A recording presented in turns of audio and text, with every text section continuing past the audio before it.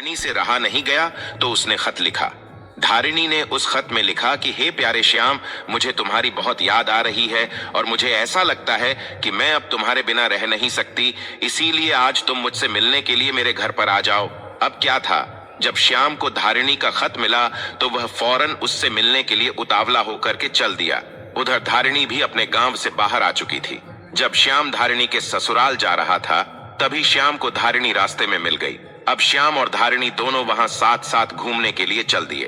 धारिणी की सास को यह पसंद नहीं आ रहा था कि उसकी बहू किसी पराये पुरुष के साथ ससुराल में ही घूमे। अपने मायके में घूमे तो बात अलग थी, परंतु वह तो ससुराल में ही किसी पराये पुरुष के साथ घूम रही थी। वह उसे बुलाने आता था तो भी धारिणी की सास को पसंद नहीं आता था।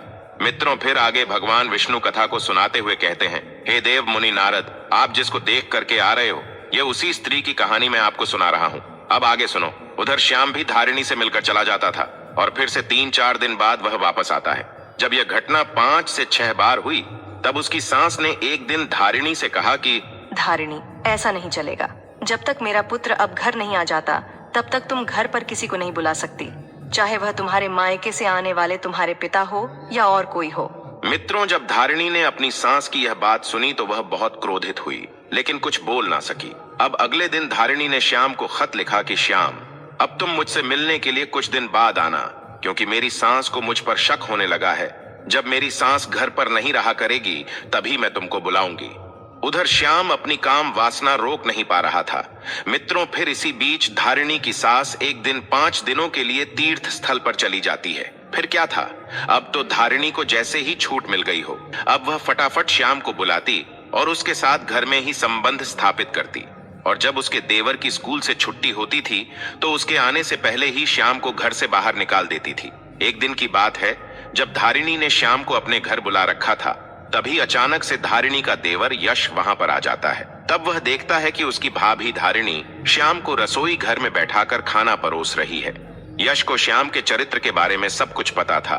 वह जानता था कि श्याम किस प्रकार का लड़का है और वह कौन कौन से कार्य करता है, इसलिए यश ने अपनी भाभी से कहा कि भाभी, आप किसी ऐरे गैरे को इस प्रकार घर पर नहीं बुला सकती हैं, और शायद आप इसके चरित्र के बारे में भी नहीं जानती है, तभी तो आप इससे बड़े प्रेम से बातें करती हो और इसके साथ घूमती हो।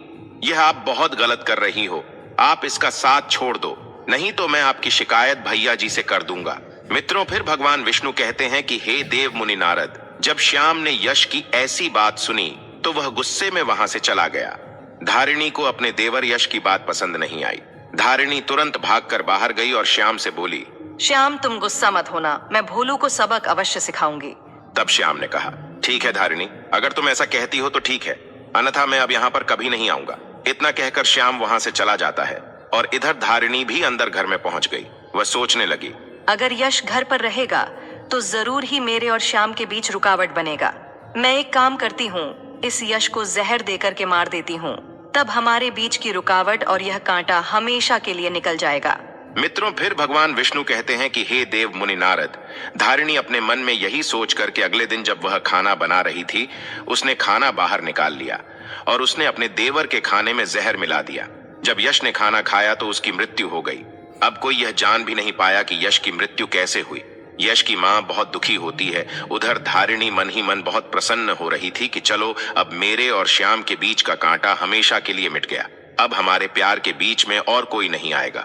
जब यह बात शहर में वेद को पता चली तो वह कामकाज को छोड़ करके तुरंत अपने गांव लौट आता है और गांव पहुंचकर जब उसने अपने भाई यश को मृत अवस्था में देखा तो उसके प्राण पसीज गए, क्योंकि वह अपने भाई के लिए ही तो बाहर रह रहा था कि उसे अच्छी शिक्षा दे सके और उसे अच्छा खाना दे सके। इसलिए ही उसने अपनी पत्नी को घर पर ही छोड़ रखा था कि उसे खाना ना बनाना पड़े, घर का काम ना करना पड़े और अपने भविष्य की उसे चिंता ना करनी पड़े, ताकि वह पढ़ाई पर ध्यान दे पाए। लेकिन उसका भाई तो मर चुका था। कुछ दिन वेद घर पर रुकता है और कुछ दिनों के बाद में वेद अपनी पत्नी धारिणी को छोड़कर पुनः व्यापार के सिलसिले में फिर से शहर को चला जाता है। अब धारिणी फिर से प्रक्रिया दोहराने लगती है। कुछ दिन ऐसे ही बीते तो धारिणी की सास ने धारिणी से कह दिया कि देखो, हमारे घर पर यह सब नहीं चलेगा। अगर दोबारा ऐसा कुछ हुआ तो मैं तुम्हारी यह बात वेद से शिकायत कर दूंगी। जब धारिणी ने अपने प्रेमी श्याम के बारे में ऐसा सुना तो वह जोर से बोली, जिसको जो करना है वह कर लो, कोई बाल भी बांका नहीं कर सकता। मैं किसी से डरती नहीं हूँ। मैं श्याम से बहुत प्यार करती हूँ। मित्रों, जब धारिणी की सास ने धारिणी के मुंह से ऐसा सुना तो धारिणी से बोली, यह तू क्या बकवास कर रही है? तू उस पराये पुरुष के लिए अपने पति के साथ दगा कर रही है। मुझे तो लगता है मेरे पुत्र को तूने ही मारा है। जब तू ऐसा कह सकती है तो तू मेरे पुत्र को। फिर क्या था?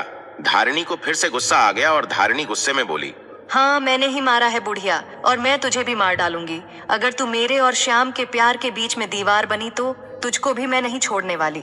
मित्रों, फिर अचानक से एक दिन वेद को पता चला कि उसकी माँ की मृत्यु हो गई है। तो वह सब कुछ छोड़कर चला आता है और वह देखता है कि उसकी माँ की मृत्यु हो चुकी है।